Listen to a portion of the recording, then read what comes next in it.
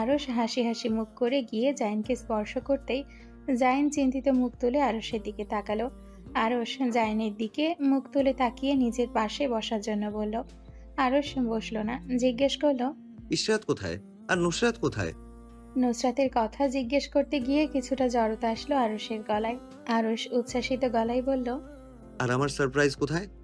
জাহিন আঙ্গুল দিয়ে ইশারা করলো ডেলিভারি রুমের দিকে। আরশ ভ্রু কুঁচকে একবার তাকালো ডেলিভারি রুমের দিকে, আবারও চোখ ফিরিয়ে নিয়ে আসলো জাইনের দিকে।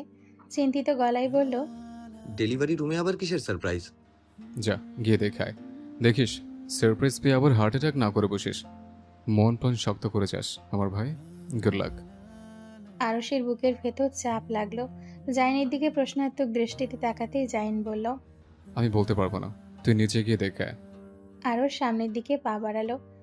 যত পা আগাচ্ছে তত হৃৎপিণ্ডের গতি বেড়ে যাচ্ছে তার। আরশ ধীরে শ্বাস নিল। শ্বাস আটকে আসছে তার। নুসরাতের সাথে দেখা হওয়ার সূক্ষ্ম আশা মনে জাগলো। হৃৎপিণ্ডের গতির সাথে শরীরের অস্থিরতা বৃদ্ধি পেতে লাগলো। কপাল ঘেমে গেল। ডেলিভারি রুমের ভেতর থেকে সূক্ষ্ম চিৎকারের আওয়াজ আসছে, আরশের গলার আওয়াজ। চিনতে বিন্দু মাত্র ভুল হলো না, এটা নুসরাতের গলার আওয়াজ। দীর্ঘ 7 মাস পর নুসরাতকে দেখার উত্তেজনায় নাকি সারপ্রাইজ পাওয়ার উত্তেজনায় আরশের হাত পা থরথর করে কাঁপতে লাগলো। আরশ বুঝতে পারল না। পেছন ফিরে একবার জাইনের দিকে তাকালো। সে মাথা নিচু করে বসে আছে। আরশের তাকানো অনুভব করতেই চোখ তুলে তাকালো। আরশ কপালের ঘাম মুছে জাইনের দিকে তাকাতেই জাইন চোখ দিয়ে আশ্বাস দিল ভেতরে যাওয়ার জন্য। আরশ কাঁপা কাঁপা হাত দরজার উপর রাখতেই সারা শরীর মৃগী রোগীর মতো কেঁপে উঠল। নিজের ভেতর দিয়ে এক প্রকার শিহরণ বয়ে গেল। এবার একটু ভয় লাগলো। মনে মনে ভাবলো, কি এমন সারপ্রাইজ আছে ডেলিভারি রুমের ভেতর। ডেলিভারি রুমের সামনে থেকে শুনলো ভেতর থেকে নুসরাতের চিৎকার। আরশ দরজা ধাক্কা দিতেই চাপানো দরজা খুলে গেল। ইসরাত আর নুসরাত একসাথে তাকালো দরজার দিকে। ডক্টর ক্রিস্টিবেলা হাতে গ্লাভস পরতে পরতে সামনে তাকালেন। ইসরাতকে জিজ্ঞেস করলেন, হু ইজ হি? ইসরাত অবাক চোখে আরশের দিকে তাকিয়ে থেকে বলল, আপনার রোগীর হাজবেন্ড। নুসরাত আর আরশের ধ্যান নেই। নুসরাত পেট চেপে দাঁত কামড়ে সামনে তাকিয়ে আছে। ব্যথার জন্য চোখ দিয়ে এক ফোঁটা পানি পড়ে গেল। আরশ নুসরাতের দিকে এক দৃষ্টিতে তাকিয়ে থেকে হাত তুলে পেটের দিকে ইশারা করলো। আরশের কাঁদো কাঁদো গলা। অতিরিক্ত শখ নিতে না পেরে আরশের মাথা ঘুরে উঠল। চোখের পানি চোখ দিয়ে বের না হয়ে হেঁচকি উঠে গেল। দরজার সামনে থেকে পা টলে গেল এক মুহূর্তে। নুসরাত মৃদু গুঙিয়ে উঠল ব্যথায়। আরশ নুসরাতের পেটের দিকে ইশারা করে বলল, আমার বাচ্চা, আমার সন্তান, আমার আবার আমার বেবি। কথা সম্পূর্ণ করার আগেই পা ভেঙে মেঝেতে পড়ে গেল। নুসরাত ইসরাতকে কিছু বলার পূর্বেই ধপাস করে শব্দ হলো। আরশ অতিরিক্ত শকে অজ্ঞান হওয়ার আগে উচ্চ শব্দে গুঙিয়ে উঠল। বিড়বিড় করে বলল, কাউকে ছাড়বো না, একটা কেউ না। আমার আমার বাচ্চা। নুসরাত পেট চেপে ধরে চিৎকার করে উঠল। ক্রিস্টিবেলার রাগী গলায় বললেন, এখানে এসব কি হচ্ছে? এটা ডেলিভারি রুম না অন্য কিছু? নার্স, নার্স, মিসেস নুসরাতের হাজবেন্ডকে তাড়াতাড়ি এখান থেকে নিয়ে যান। উনি এই অবস্থায় সামনে থাকলে ওনার টেনশন বেড়ে যেতে পারে। ইসরাত হাউমাউ করে কেঁদে উঠল। নুসরাত পেট চেপে ধরে চিৎকার করে উঠল। ইসরাতকে আঙ্গুল তুলে দেখিয়ে বলল, এটাকে এখান থেকে বের করুন। এই দুটো বাচ্চা জন্ম হওয়ার আগে যা ডেলিভারি রুমে না আসে। যদি আসে তাহলে আমি এদের মাথা ফাটিয়ে ফেলবো। শালা আমার বাচ্চা হচ্ছে না, ওদের বাচ্চা হচ্ছে। আমি অজ্ঞান হওয়ার জায়গায় শালা এসে অজ্ঞান হয়ে গেল। এটাকে ছাড়বো না আমি। নুসরাত প্রসব ব্যথায় আর চিৎকার করার জন্য হাঁপিয়ে উঠল। টেনে টেনে শ্বাস নিতে লাগলো। একজন ছেলে নার্স এসে আরুষকে তুলে নিয়ে গেল। ক্রিস্টিবেলা ইসরাতকে ডেলিভারি রুমের বাইরে চলে যাওয়ার জন্য বললেন। ইসরাত দুঃখী মুখ দেখে ক্রিস্টিবেলা আশ্বাস দিয়ে বলল, কিছু হবে না, ঈশ্বরকে ডাকুন, ঈশ্বর সহায় হবেন অবশ্যই। ইসরাতকে বুঝিয়ে সুঝিয়ে ক্রিস্টিবেলা বাহিরে পাঠাতে চাইল, কিন্তু ইসরাত জেদ ধরে দাঁড়িয়ে রইল এক জায়গায়। ক্রিস্টিবেলা ডেলিভারি রুমে উপস্থিত নার্স দিয়ে এক প্রকার ঠেলে ডেলিভারি রুমের বাহিরে বের করে দিল ইসরাতকে। ইসরাতের পেট চেপে ধরে যখন বাহিরে নিতে লাগলো নার্স, তখন ইসরাত দুই হাত দুদিকে মেলে চিৎকার করে উঠল, না, আমি যাব না, আমি এখানেই থাকবো। নার্স কথা শুনল না। ইসরাতকে টেনে নিয়ে বাহিরে রেখে আসলো। ডেলিভারি রুমের ভেতর ঢুকে দরজা লাগিয়ে দিল ইসরাতের মুখের উপর। ইসরাত দরজার সামনে দাঁড়িয়ে রইল চিন্তিত মুখ নিয়ে। জাইন মাথা নিচু করে বসে রইল চেয়ারের মাঝে। একবার চোখ তুলে তাকালো ডেলিভারি রুমের দিকে, আরেকবার তাকালো আরুষকে যে কেবিনে শিফট করা হয়েছে সেই কেবিনের দিকে। তারপর ইসরাতের দিকে তাকিয়ে দীর্ঘশ্বাস ফেলল। তারও ইচ্ছে হচ্ছে অজ্ঞান হয়ে যাওয়ার জন্য। এত টেনশন কি নেওয়া যায়? দীর্ঘ 15 মিনিটের মাথায় আরুষ লাফ দিয়ে উঠে বসল। হাতের মধ্যে ক্যানুলা লাগানো ছিল, টেনে খুলে ফেলে দিল। ক্যানেল টেনে হিচড়ে খোলার জন্য হাতের মধ্যে রক্ত ফুটে ফুটে বের হতে লাগলো। আরশ তোয়াক্কা করলো না রক্তে, এগিয়ে গেল কেবিনের বাহিরের দিকে। হাঁটতে গিয়ে পা টলমলো করে উঠল।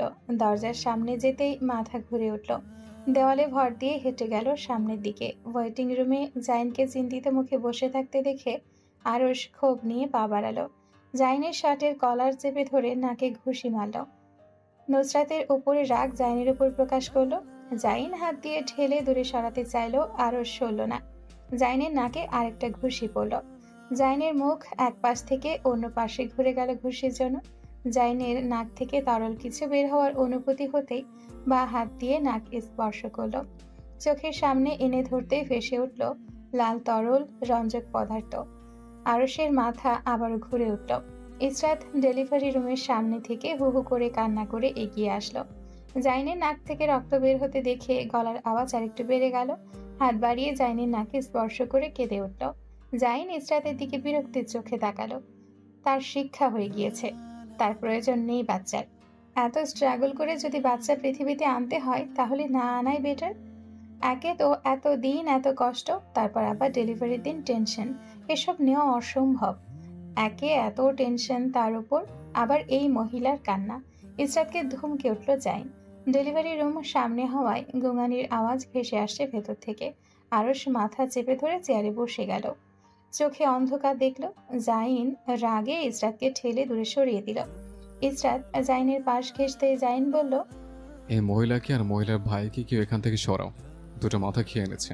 ডেলিভারি ওদের হচ্ছে না, ওদের বোনের হচ্ছে। জাইন মাথা চেপে ধরে বাহিরে চলে গেল। এখানে কোনো ভালো মানুষ থাকা ইম্পসিবল। ভালো মানুষ যদি এখানে স্টে করে তাহলে 2 মিনিটের মাথায় পাগল হয়ে যাবে। ডেলিভারি রুমে লাইট অফ হয়ে গেল। বাচ্চার মৃদু স্বরে কান্নার আওয়াজ ভেতর থেকে ভেসে আসছে। আরশ চোখ তুলে আশা নিয়ে সামনের দিকে তাকালো। ধীরে ধীরে ডেলিভারি রুমের দরজা খুলে বের হয়ে আসলো নার্স, যার কোলে টাওয়াল দিয়ে মোড়ানো ছোট্ট একটি দেহ। ইসরাত চোখ মুছে ঝলমলো চোখে তাকিয়ে আছে বাচ্চার দিকে। নার্স ইশারা করলো বাচ্চাকে নেওয়ার জন্য। আরশ স্তম্ভিত, এক দৃষ্টিতে কাপড়ে মোড়ানো ছোট্ট পুটলির দিকে তাকিয়ে আছে। বাচ্চার এক ভ্রু কুঁচকে আছে, কপালে নুসরাতের মতো ভাঁজ ফেলা। নিভু নিভু চোখে আরশের দিকে তাকিয়ে চোখ বুজে নিল ছোট্ট শিশুটা। তারপর আবার গগন ফাটিয়ে কান্না করলো। কংগ্রাচুলেশন মিস্টার আরশ, আপনার ছেলে হয়েছে। মা এবং সন্তান দুজনেই সুস্থ আছেন। নার্সের কথায় আরশের ধ্যান ভাঙল। ঠোঁট কামড়ে টলমলো পানি চোখে হাত বাড়িয়ে কোলে নিল ছোট্ট দেহটাকে। ঠোঁট কামড়ে কান্না আটকানোর চেষ্টা করলো। বাচ্চাকে কোলে নিয়ে আরশের হাত থরথর করে কেঁপে উঠল। পিঠ বেয়ে শিরশির করে কিছু একটা বেয়ে গেল। বুকের ধুকপুক শব্দ ধীরে ধীরে বাড়তে লাগলো। বুকের ভেতর আলাদা এক শান্তি এসে ভর করলো। আরশ বাচ্চাটির ছোট্ট কপালটায় চুমু খেলো। আরশের হাত আর শরীর কাঁপুনি দেখে ইসরাতের ভয় লাগলো, যদি হাত থেকে পড়ে যায় মেঝেতে ছোট্ট শরীরটা। ভাইয়া বসুন, আমার হাত পা কাঁপছে। আরশ বসলো না। শিশুটির কানের কাছে মুখ নিয়ে আজান দিল। আজান দিতে গিয়ে বারবার কেঁদে উঠল। আরশ চোখ ঘষে মুছল ছোট্ট শরীরটায়। আজান দিতে গিয়ে কান্নার জন্য আজান গলায় আটকে গেল। আজান শেষ করে বাচ্চাকে ইসরাতের কোলে দিয়ে দৌড়ে গেল ডেলিভারি রুমে। তার বাচ্চার মাকে তো দেখতে হবে। ডেলিভারি রুমে নুসরাত নেই। নার্সকে আরশ জিজ্ঞেস করলো, আমার ওয়াইফ কোথায়? নার্স আরশের দিকে তাকিয়ে হাসলো, তারপর হাসি মুখে বলল, এই রুম থেকে বের হওয়ার পর যে কেবিন, ওইটায় আপনার স্ত্রীকে রাখা হয়েছে রেস্টের জন্য। আরশ বড় বড় পা ফেলে এগিয়ে গেল কেবিনের দিকে। চাপানো দরজা ধাক্কা দিতেই চোখের সামনে ভেসে উঠল ক্লান্ত মুখশ্রী নিয়ে শুয়ে থাকা এক রমণীকে। আরশের রাগ এক নিমিষে উড়ে গেল। এত বড় একটা উপহারের জন্য এই সামান্য ভুলটা সে মাফ করে দিল। নিজের ভেতর থেকে কেউ বিদ্রুপ করে বলল, ছোট্ট ভুল? অবশ্যই না, এটা কোনো ছোট্ট ভুল নয় আরশ, এটা অনেক বড় ভুল। আরশ নিজের ভেতরে তর্ক বিতর্ক করে ধীরে পা বাড়ালো বেডের দিকে। হাতে স্যালাইন লাগানো নুসরাতের, কপাল ঘেমে আছে এখনো। কপালে তা চিকচিক করে ভাসছে। আরশ লুকিয়ে লুকিয়ে চেক করলো নুসরাত ঘুমিয়ে আছে কিনা। যখন দেখলো কোনো প্রকার নড়চড় নেই, মনে করলো ঘুমিয়ে আছে। ধীরে ধীরে গিয়ে নুসরাতের পাশ ঘেঁষে বসলো। বেডে ফেলে রাখা হাত চেপে ধরে ঠোঁটের কাছে নিয়ে চুমু খেলো, গালে হাত বলিয়ে দিল। চুপচাপ কিছুক্ষণ নুসরাতের দিকে তাকিয়ে থেকে নীরবে কান্না করে দিল। হাত চেপে ধরে ফিসফিস করে জিজ্ঞেস করলো, এত অপছন্দ করিস আমাকে যে আমাকে আমার সন্তানের কথা জানালি না? আমিও তোকে আর কিচ্ছু জানাবো না। তোকে আমি ঘৃণা করি, তুই একটা স্বার্থপর মহিলা। আরশ কান্না করলো হাউমাউ করে। মাথা দিয়ে নুসরাতের কপালে দু একটা ধুমধাম করে বাড়ি দিল। তারপর আবার কাঁদলো। পানি চোখ থেকে মুছে নুসরাতের দিকে ঝুঁকে কপালে চুমু খেলো। নুসরাতের কানের কাছে মুখ নিতেই আবারও চোখে পানি জমা হলো। মুখ কানের কাছ থেকে সরিয়ে নিয়ে এসে আরশ চোখ নুসরাতের গালে মুছল। নাক টেনে বলল, এই সুন্দর অনুভূতির সাথে পরিচিত করানোর জন্য আপনাকে ধন্যবাদ ভাই। হাত দিয়ে চোখের পানি মুছে গালে চুমু খেলো। তারপর সূক্ষ্ম ঠোঁটে নজর পড়লো, সেখানেও আলগোছে চুমু খেয়ে উঠে দাঁড়ালো। ফিরে যেতে গিয়ে আবারও দরজার কাছ থেকে ঝড়ের গতিতে এসে পেট জড়িয়ে ধরে কেঁদে উঠল। নুসরাত ব্যথায় দাঁত কামড়ে চোখ বুজে শুয়ে রইল। এতক্ষণ ধরে চোখ বন্ধ করে শুনছিল আরশের কথা। শালা এভাবে এসে জড়িয়ে ধরবে ভাবতেও পারেনি। পেট ব্যথায় পা হাত অসাড় হয়ে গেল। আরশ নুসরাতের গালে হালকা হালকা থাপ্পড় মেরে বলল, এই টাকা আমার দিকে। এত ঘুম কিসের তোর? চোখ খুল, অনেক ঘুমিয়েছিস। এই এই টাকা আমার দিকে। তুই একা বাচ্চা জন্ম দিয়েছিস, আর কেউ দেয়নি? এত ঘুমানোর কি আছে? এত শক্ত করে জড়িয়ে ধরার পরও একটা মানুষ কিভাবে ঘুমোতে পারে? নুসরাত দাঁত কামড়ে হাসি আটকালো। একে তো ব্যথার শরীরে, তার উপর আবার আরেক জলহস্তে এসে উপরে পড়ে গেছে। আরশ নুসরাতের গলার মাঝে মাথা রেখে কান্না করলো। নুসরাতের পেটের চারপাশে হাত বোলালো, গালে নাকে থুতনি দিয়ে চুমু খেলো। হাত দিয়ে আলগোছে চুলগুলো কপালের ওপর থেকে গুছিয়ে দিল। কাচের গ্লাসের ওপাশে দাঁড়ানো জাইন আর ইসরাত একজন আরেকজনের দিকে তাকিয়ে চুপচাপ ছোট দেহটাকে নিয়ে চলে গেল। আরশ 1 ঘন্টা পর বের হলো কেবিন থেকে। নাক মুখ চোখ লাল তখন। হাতে তালু দিয়ে নাক ঘষলো, নাক পিটপিট করছে অনেকক্ষণ কান্না করার জন্য। আরশ এগিয়ে আসতে জাইন আরশের কোলে তুলে দিল ছোট দেহটাকে। আরশ বাচ্চাকে কোলে নিয়ে এক কোণে দিকে হাঁটা ধরলো। করিডোরের এক কোণে গিয়ে আরশ বাচ্চাকে নিয়ে বসে গেল পিঠ ঘেঁষে দেওয়ালে। কপালে কপাল লাগিয়ে শব্দ করে কেঁদে উঠল। তার আজ কাঁদতে ইচ্ছে করছে। গত 9 মাস ধরে জমানো কান্না একদিনে কেঁদে নিচ্ছে। বাচ্চাটা হয়তো আরশের কান্না দেখে বিরক্ত হলো। চোখ মুখ কুঁচকে চোখ বন্ধ করে নিল। জাইন আরশের পিছু পিছু এসেছিল। করিডোরের এক পাশে বসে লুকিয়ে আরশকে শব্দ করে কান্না করতে দেখে হেসে উঠল। হঠাৎ জাইনের হাসির শব্দ শুনে আরশ পিছু ফিরে তাকালো। জাইন পারে না তো হাসতে হাসতে মেঝেতেই পড়ে যায়। আরশ লজ্জা পেয়ে ওখান থেকে বাচ্চা নিয়ে পালালো। পেছন থেকে ভেসে আসলো জাইনের উচ্চ হাসির শব্দ। সেদিন রাতেই নুসরাতকে নিয়ে আসা হলো অ্যাপার্টমেন্টে। রাতে ঘুমানোর সময় বাঁধলো বিপত্তি। আরশ তার বাচ্চার কাছে শুতে চায়, এদিকে ইসরাতও শুতে চায়। জাইন ইসরাতকে ছাড়া ঘুমাবে না, আর ইসরাতও বাচ্চা ছাড়া ঘুমাবে না। আরশ আর জাইনের মধ্যে তুমুল তর্ক বিতর্ক লেগে গেল। এই সুযোগে ইসরাত নুসরাতের রুমে ঢুকে দরজা ভেতর থেকে লক করে দিল। যখন তর্কাতর্কি শেষ করে দুজন সিদ্ধান্তে পৌঁছালো, তখন দরজার দিকে তাকাতেই দেখলো দরজা ভেতর থেকে লাগানো। আর ইসরাতও উধাও। জাইন আর আরশ দুজনের দিকে তাকিয়ে দীর্ঘশ্বাস ফেলল।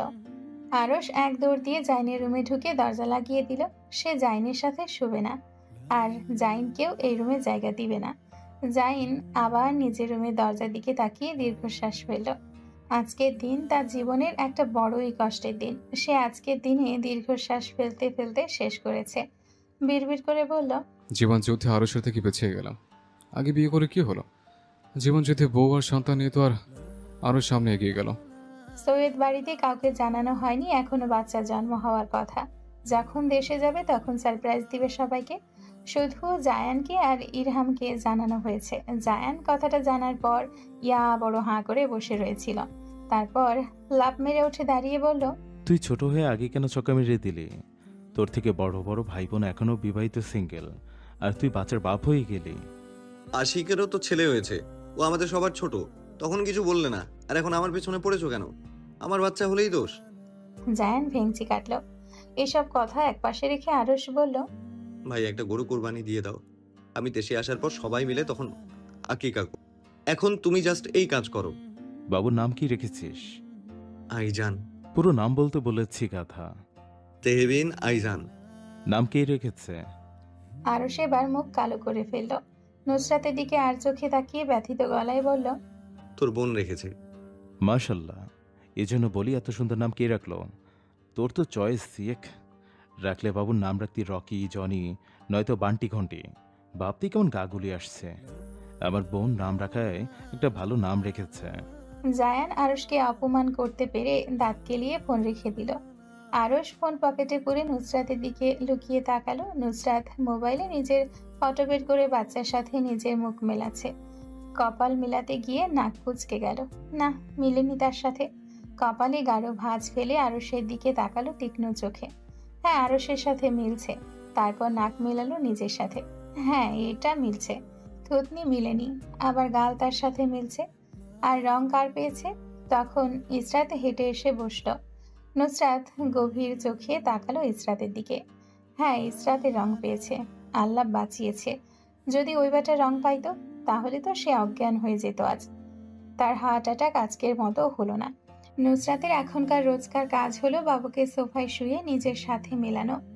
আরশ এসব দেখে আর দীর্ঘশ্বাস ফেলে। তারা নুসরাতের কথা হয় না, শুধু আইজানের প্রয়োজনীয় কথা ছাড়া। নুসরাত মুখে কুলু পেটে বসে থাকে। সারাদিন রুমে বসে আইজানের সাথে কথা বলে। বাচ্চাটাও মায়ের দিকে সারাদিন তাকিয়ে থাকে। মায়ের ন্যাওটা হয়েছে দেখলে মনে হয় বাচ্চাটা মায়ের এক একটা কথা খুব মনোযোগ সহকারে শুনছে। 40 দিন পরের কথা। গাড়ি এসে থামলো সৈয়দ বাড়িতে। জায়ান আর ইরহাম আলগোছে বের হয়ে গেটের সামনে আসলো। নুসরাতের কোল থেকে আইজানকে নিয়ে অগ্রসর হলো বাড়ির ভেতরের দিকে জায়ান। ইরহাম অবাক হয়ে নুসরাতের দিকে তাকিয়ে। গাল ফুলে, মুখ নাক শরীর ফুলে রসগোল্লার মতো হয়ে গিয়েছে। আরশ নুসরাতের হাত চেপে ধরে গাড়ির বাইরে নিয়ে আসলো। নুসরাত হাত ছাড়িয়ে নিল। শক্ত গলায় বলল, আমি যেতে পারি। কিন্তু তোর শরীর এখনো দুর্বল। কিসের শরীর দুর্বল? আমি যথেষ্ট ফিট অ্যান্ড ফাইন। আপনার কাছে মনে হচ্ছে শুধু আমি দুর্বল, আর দুনিয়ার কারোর কাছে না। আরশ অসহায় চোখে তাকিয়ে থাকলো। নুসরাত কিছুক্ষণ বাহিরে হেঁটে হাঁটা ধরল বাড়ির ভেতরে। আরশ নুসরাতের পাশে দাঁড়িয়েছিল। নুসরাতকে হাঁটতে দেখে নুসরাতের সাথে পা বাড়ালো বাড়ির ভেতর। একসাথে পা রাখলো ড্রয়িং রুমে। সৈয়দ বাড়ির ভেতরে এক প্রকার হইচই লেগে আছে। শিশুটা কার এই রবে মুখরিত চারপাশ। জাইন সবাইকে শান্ত হতে বলল। আপনারা সবাই চুপ করুন, বলছি কার বাবু এটা? জাইনের কথায় সবাই চুপ হলেন। আপনারা সবাই বসুন চুপচাপ। মেহরুন্নিসা, হেলাল সাহেব, লিপি বেগম, নাসির সাহেব, নাজমিন বেগম, সোহেব সাহেদ, ঝর্ণা বেগম, সোহেদ সাহেব, রোহিণী বেগম, অনিকা, ইরহাম, আহান, আরিশা সবাই বসল। নুসরাত আর আরশ ভেতরে ঢুকতে সবাই অবাক হয়ে তাকালো। নাজমিন বেগম বিস্ময়ে চিৎকার করে উঠলেন। গত 10 মাস ধরে নুসরাতের সাথে তার কোনো কথা নেই। কল দিলে কারো কল ধরে না। নুসরাতের দিকে তাকিয়ে নাজমিন বেগমের চোখের কোণে পানি জমা হলো। নুসরাত স্বাভাবিকভাবে ড্রয়িং রুমে বসা সবাইকে সালাম দিল। নাজমিন বেগম ওপর থেকে নিচ পর্যন্ত দেখছেন মেয়েটাকে। তার রোগা মেয়েটা এত স্বাস্থ্যবান হলো কিভাবে? হাতে তালুতে চোখ মুছলেন। দৌড়ে গিয়ে জড়িয়ে ধরলেন নুসরাতকে। নুসরাত মায়ের পিঠে হাত রাখলো। নাজমিন বেগম হাওমাও করে কেঁদে উঠলেন। অনেকক্ষণ কান্না করার পর কান্না থামলো নাজমিন বেগমের। আরশ জাইনের কাছ থেকে গিয়ে আইজানকে কোলে নিয়ে আসলো। সবাই আইজান আর আরশের দিকে অবাক চোখে তাকিয়ে আছে। আরশ গলা ঝেড়ে পরিষ্কার করে নিল। আমি এখন যা বলবো তার জন্য আপনারা সবাই মেন্টালি প্রিপেয়ার থাকবেন। হেলাল সাহেব আরশের কথায় পাত্তা দিলেন না। নুসরাতের দিকে তাকিয়ে অভিযোগ নিয়ে বললেন, এতদিন কল ধরনি কেন? আর হঠাৎ করে ফ্রান্স গেলে কিভাবে? আর পাসপোর্ট বা কোথায় পেলে তুমি? নুসরাত ঠোঁট কামড়ে হাসলো। আর চোখে একবার ইরহামের দিকে তাকালো। ইরহাম চোরের মতো মুখ করে বসে আছে। ভয় লাগছে, যদি বলে দেয় সে যাওয়ার সব ব্যবস্থা করে দিয়েছে তাহলে তো একটা মার মাটিতে পড়বে না। শোয়েব তাকে পিটিয়ে তক্তা বানাবেন। নুসরাত হেসে উড়িয়ে দিল হেলাল সাহেবের কথা। দ্বিতীয়বার কথা জিজ্ঞেস করার সুযোগ দিল না। নাজমিন বেগম সতর্ক দৃষ্টিতে নুসরাতের দিকে তাকিয়ে আছেন। তিনি যা ভাবছেন তা যদি সত্যি হয় নুসরাতের পিঠে ছাল আজ উঠবে তার হাতে। আরশ রাগী গলায় বলল, আপনারা আমার কথা না শুনে অন্যদিকে মন দিচ্ছেন কেন? আগে শুনুন আমি কি বলতে চাই। কি বলতে চাও? ভালো কিছু বলবেন না তা আমি জানি, মুখ দিয়ে বের হলে হবে ফালতু কথা। আর এসব ফালতু কথা শোনার আমাদের টাইম নেই। নাসির সাহেব নুসরাতের দিকে তাকিয়ে ধমকে উঠলেন। নুসরাত কারো কথার উত্তর দিল না, মুখে কুলো পেটে দাঁড়িয়ে রইল। তার কথা বলতে ইচ্ছে হয় না এখন কারোর সাথে। সে একমাত্র তেহবিনের সাথে কথা বলে, নয়তো কারোর সাথে কথাই বলে না। আরশের রাগে নিজের চুল ছিঁড়তে ইচ্ছে করলো। আইজান চুপচাপ কোলে বসে আছে। নুসরাত ছোটবেলা যেরকম শান্ত শিষ্ট ছিল ওই রকম শান্তশিষ্ট হয়েছে আইজান। আরশ আর কারো তোয়াক্কা না করে চিৎকার করে বলল, এই যে আমার কোলে যে বাচ্চা দেখছো সেটা আমার বাচ্চা। আরশের কথা বোমার মতো কাজ করলো। পুরো বাড়ি এক মুহূর্তের জন্য নিস্তব্ধতে গেড়ে বসলো। চার ভাই একসাথে চিৎকার করে উঠলেন। হেলাল সাহেব, নাসির সাহেব, সোহেদ সাহেব। চার ভাই একে অপরের দিকে তাকিয়ে থতমত খেয়ে গেল নিজেদের প্রশ্নে। অতিরিক্ত শখ নিতে না পেরে ব্যাঙের মতো লাফ দিয়ে উঠে দাঁড়িয়ে গেলেন। মেহরুন্নেসা অতিরিক্ত শখ নিতে না পেরে এক জায়গায় ধ্যান মেরে বসে রইলেন। কথা বলার ভাষা তিনি হারিয়ে ফেলেছেন। বাড়ির কর্ত্রীদের মাথায় হাত, চোখ রসগোল্লার মতো হয়ে গেছে। এই বয়সে এসে ওনাদের স্বামীরা কিভাবে বাচ্চা হয়েছে এসব জিজ্ঞেস করছেন। নুসরাত আইজানকে কোলে নিয়ে চলে গেল সিঁড়ির দিকে। আরশের দিকে সবাই প্রশ্নবিদ্ধ চোখে তাকিয়ে আছে। আরশ কিছু বলতে না পেরে তবদুল হয়ে দাঁড়িয়ে রইল। সে নিজেই জানতো না, আর তার দিকে এরা প্রশ্ন ছুড়ে দিচ্ছে উত্তর জানার জন্য। নিজেরই তো কত কি জানা এখনো বাকি। আরশ বাপ চাচার প্রশ্নের হাত থেকে বাঁচার জন্য সিঁড়ি বেয়ে পালালো। অনিকা আরিশা পেছন থেকে ডেকে উঠল। আরিশা ডাকলো। অনিকা অবাক চোখে সিঁড়ির দিকে চেয়ে বলল, আরে ভাই, বলে যাও তো কিভাবে কি? আরশ উত্তর দিল না। এক দৌড়ে নিজের রুমের সামনে এসে দাঁড়ালো। ভেতর থেকে নুসরাতের ধীরে ধীরে কথা বলার শব্দ আসছে। আরশ কান পাতলো কি কথা বলছে শোনার জন্য। নুসরাত ভেতর থেকে আরশের ছায়া দরজার সামনে দাঁড়িয়ে থাকতে দেখে মুখ বন্ধ করে ফেলল। আরশ কিছু শুনতে না পেরে গলা ছেড়ে রুমে প্রবেশ করলো। মা ছেলের সাথে ভাগ করতে চাইলেও দুজনের একজনও পাত্তা দিল না আরশকে। 6 মাস পরে কথা। আইজান এখন হামাগুড়ি দেওয়া শিখে গিয়েছে, বসতেও পারে। নুসরাত আইজানকে বিছানায় বসিয়ে রাখলো। আরশ তখন বারান্দায় দাঁড়িয়ে ফোনে কথা বলছে। সামনের সপ্তাহে ইনায়াকে অনুষ্ঠান করে নিয়ে আসা হবে সৈয়দ বাড়িতে। 2024 সালের শেষের দিকে বিয়ের কথা থাকলেও বিভিন্ন সমস্যার জন্য 2025 সালে নেওয়া হয়েছিল। 2025 সালও কেমন চোখের পলকে কেটে গেল। সময় বের করতে পারলেন না বিয়ের জন্য। এখন 2026 সালে জুলাই মাসে গিয়ে ঠিক হলো ডেট। আব্বা এখানে বসো, মা ওয়াশরুম থেকে আসছে, নড়াচড়া করো না। আইজান কি বুঝলো আল্লাহই ভালো জানে। মায়ের কথায় মাথা নাড়িয়ে হাসলো। নুসরাত আইজানকে বিছানার উপর বসিয়ে ওয়াশরুমে গেল। একবার বারান্দার দিকে তাকিয়ে আরশকে দেখলো। নুসরাত ওয়াশরুম থেকে ফ্রেশ হয়ে বের হতে হতে হঠাৎ ধুম করে শব্দ হলো। তারপর কান্নার শব্দ আসলো আইজানের। আরশ দৌড়ে রুমে এসে দেখলো আইজান মাটিতে পড়ে আছে আর নুসরাত রুমে নেই। ওয়াশরুমের দরজার দিকে তাকিয়ে দেখলো ভেতর থেকে লাগানো। রাগে ওয়াশরুমের দরজার মধ্যে লাথি মারলো। তাকে বলে গেলে কি মুখ পড়ে যেত। আচ্ছা কথা বলে না ঠিক আছে, বাচ্চা একটা ছেলেকে এভাবে বসিয়ে রেখে একাও চলে যাবে এরকম ওয়াশরুমে? কাণ্ড জ্ঞানহীনের মতো কাজটা করা কি ঠিক হলো এই ছাগলটার? আরশ মুখ দিয়ে হিসির শব্দ বের করে আইজানকে কোলে তুলে নিল। আইজান গলা ফাটিয়ে কাছে। আরশ পিঠে হাত বলিয়ে আল্লাহ আল্লাহ করতে লাগলো। নুসরাত ওয়াশরুমের ভেতর থেকে পাগলের মতো বের হয়ে আসলো। হাত বাড়িয়ে আইজানকে নিতে যাবে, আরশ দিল না। নুসরাত আরশের শার্ট টেনে ধরে বলল, টেভিনকে আমার কাছে দিন। আমার ছেলেকে তুই হাত লাগাবি না, যা সর এখান থেকে। নুসরাত হাত দিয়ে ধরতে গেলে আইজানকে আরশ ছাড়া দিয়ে হাত সরিয়ে দিল। নুসরাত কাঁদো কাঁদো গলায় বলল, আমার কাছে দিন, কান্না করবে না। তুই কে? তোর কাছে আমার ছেলেকে দিব? সর এখান থেকে, হাত লাগাবি না আমার ছেলেকে। তোর জন্য আমার ছেলেটা বিছানা থেকে পড়ে এত জোরে ব্যথা পেল। আমি একা বড় করতে পারবো আমার ছেলেকে, তোর দরকার নেই আমার ছেলের। নুসরাত হাত দিয়ে স্পর্শ করতে গেলে আরশ সরিয়ে দিল হাত। এরকম করছেন কেন? আমার কোলে দিলে কান্না করবে না, শান্ত হয়ে যাবে। শান্ত হওয়ার দরকার নেই, আমি একা মানুষ করতে পারবো। তুই আমার ছেলেকে ফেলে দিয়েছিস, এখন সর এখান থেকে। তোকে বলছি না আমার আর আমার ছেলের তোর প্রয়োজন নেই।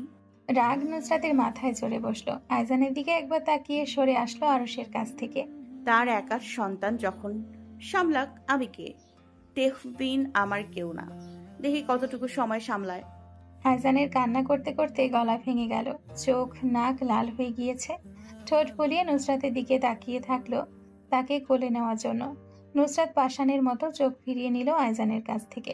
নুসরাতকে চোখ ফিরিয়ে নিতে দেখে ঠোঁট টেনে কেঁদে উঠল আবার। আরশ আইজানকে নিয়ে বারান্দায় হাঁটলো অনেকক্ষণ। লিপি বেগম কান্নার শব্দ শুনে আসলেন নুসরাতের রুমে। নুসরাতকে বিছানায় শুয়ে মোবাইল টিপতে দেখলেন, আর আরশকে দেখলেন আইজানকে নিয়ে বারান্দায় হাঁটছে। বাবা আমার বাবা বলে কান্না থামানোর চেষ্টা করছে আইজানের, কিন্তু আইজান থামছে না, ফুপিয়ে ফুপিয়ে কাঁদছে। নুসরাতের দিকে তাকিয়ে লিপি বেগম জিজ্ঞেস করলেন কি হয়েছে। নুসরাত পাষাণের মতো উত্তর দিল, ওর বাপকে জিজ্ঞেস করুন আম্মা, আমি কি জানি। লিপি বেগম কিছুক্ষণ নুসরাতের দিকে তাকিয়ে বারান্দায় গেলেন। আরশের কাছ থেকে আইজানকে নিজের কোলে নিলেন। লিপি বেগমের কোলে গিয়ে শান্ত হয়ে গেল আইজান। আরশের কোলে এতক্ষণ ধরে ফুপাচ্ছিল। আইজানের পিঠে হাত বুলিয়ে রুম থেকে নিয়ে চলে গেলেন বাহিরে। নুসরাত একবারও চোখ তুলে তাকালো না। যেদিক ইচ্ছে নিয়ে যাক, যার সন্তান সে সামলাক, আমাকে স্পর্শ করতে দেয়নি, আমি ওকেও আর স্পর্শ করব না। নুসরাতের কে তা হাড়ে হাড়ে টের পাবে। আরশ বারান্দা থেকে তাকিয়ে রইল নুসরাতের দিকে, বিড়বিড় করলো, মায়েরা এত পাষাণ হয়, তোকে না দেখলে জানতে পারতাম না। সামান্য নাচ হওয়ার কথা বলায় তুই বাচ্চাকে একবারও ছবি না নুসরাত। এত জেদ ভালো নয় নুসরাত। সন্ধ্যার দিকে নাজমিন বেগম আইজানকে নিয়ে আসলেন। আরশের কোলে দিয়ে বললেন, খিদে পেয়েছে? ওর মাকে বল কিছু খাওয়াতে, দুপুরে যাও বানিয়ে খাইয়েছিলাম, আর কিছু মুখে নেয়নি। দুপুর থেকে একবারও চোখে দেখা যায়নি আইজানকে। সেই যে লিপি বেগম নিয়ে গিয়েছিলেন, তারপর এই কোল থেকে ওই কোল হয়ে এখন আসছে। সচরাচর আইজানকে পাওয়া যায় না। এত মানুষ বাড়িতে, সবাই মিলে আইজানকে সামলে নেয়। শুধু রাতের বেলা নুসরাতকে ছাড়া থাকতে পারে না, তাই রাতে নুসরাতের কাছে থাকে, না হলে রাতেও দাদি নানি চাচার কাছেই থাকতো। আরশ উসখুস করছিল নুসরাতকে ফিটিং করানোর কথা বলতে গিয়ে। তার কেমন লজ্জা লাগছে। নুসরাত আইজানের দিকে একবারও চোখ তুলে তাকালো না। আইজান বারবার নুসরাতের দিকে তাকিয়ে মায়ের আকর্ষণ নিতে চাইল। নুসরাত আর চোখে দেখেও পাত্তা দিল না, মোবাইল দেখার ভান করে পড়ে রইল বিছানায়। আরশ নুসরাতকে ডাক দিতে গিয়ে থেমে গেল। দুপুরের বলা সব কথা এক এক করে মনে হয়ে গেল। নিজেকে নিজেই গালি দিল। আরে গাধা, তুই একা কিভাবে বড় করবি? আবেগের বশবর্তী হয়ে যা মুখ দিয়ে আসলো তাই বলে দিবি, গাধা কোথাকার। আরশ আজ ঝুঁকল না। প্রতিবার সে কেন ঝুঁকবে? তার একা ছেলে না, নুসরাতেরও।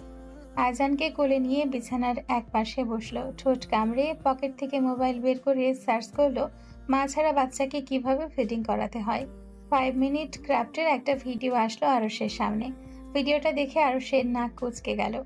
আজানকে নিয়ে কিচেনে আনতে গেল ফিডার। সে এই আইডিয়া জীবনে কাজে লাগাবে না। কি অস্বস্তিকর এটা। নুসরাতকে দেখেছিল ফিডারে সেরেলাক্স ঢুকিয়ে আইজানের মুখে দিতে। সেও ফিডারে সেরেলাক্স ঢুকিয়ে আইজানের মুখে দিল। আইজান সেরেলাক্স একটু মুখে নিয়ে জিহ্বা বের করে থুথু করে ফেলে দিল সব। আরশ ঠোঁট কামড়ে রুমে গেল। 5 মিনিট ক্রাফটে দেখা টিপসটা কাজে লাগাতে হবে ভেবে দীর্ঘশ্বাস ফেল। আইজানকে বিছানায় শুয়ে রেখে কাবার্ড খুলে একটা নুসরাতের টি শার্ট বের করলো। বুকের কাছে কাঁচি দিয়ে কেটে ওটা পরে নিল। নুসরাত আর চোখে তাকিয়ে দেখছে আরশ কি করছে। আরশ আইজানকে কোলে নিয়ে সোফায় বসলো। নুসরাতের টি শার্টে যেখানে কাঁচি দিয়ে কেটেছিল সেখানে ফিডার ঢুকিয়ে নুসরাতের মতো ফিডিং করাতে চেষ্টা করলো। নুসরাত আরশের কাণ্ড দেখে হাহা করে হেসে উঠল পুরো রুম কাঁপিয়ে। আরশ আর আইজান দুজন কেঁপে উঠল নুসরাতের হাসির শব্দে। আইজান মাথা উল্টে মায়ের দিকে তাকালো, গালে হাত রেখে বলল আঙ্গে। নুসরাত আইজানের দিকে তাকালো একবার, তারপর আবার হাসলো। আরশ নুসরাতের দিকে তাকিয়ে নিজেও বোকার মতো হাসলো। আইজানকে এগিয়ে দিল নুসরাতের দিকে। নুসরাত নিল না।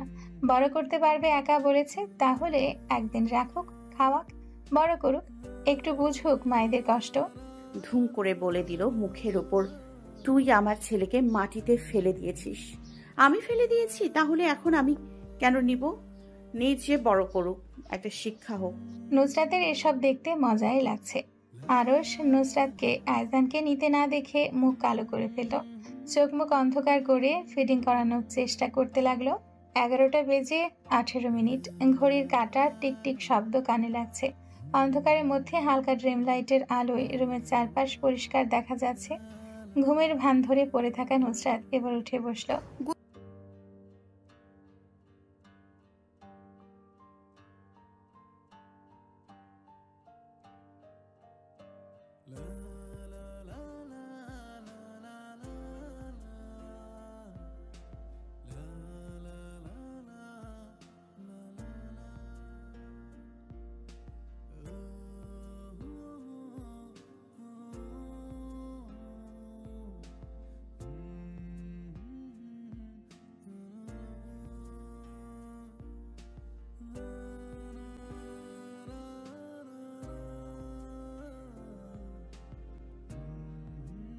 নড়াচড়া অনুভব করে আইজান চোখ মেলে তাকালো। নুসরাতকে তার দিকে ঝুঁকে থাকতে দেখে দাঁতবিহীন মাড়ি বের করে হাসলো। নুসরাতও ছেলের সাথে তাল মিলিয়ে হাসলো। আইজান মুখ দিয়ে আ ও করে কথা বলছে। নুসরাত থুতনিতে চুমু খেলো, গালে ঠোঁট দাবিয়ে চুমু খেলো শব্দ করে। আইজান মায়ের সাথে তাল মিলিয়ে হাসলো শরীর নাড়িয়ে। নুসরাত নাকের সাথে নাক ঘষল, আইজানের নাক চেপে ধরল। আইজান নাক মুখ কুচকে মায়ের দিকে তাকালো। নুসরাত ফিসফিস করে আইজানকে বলল,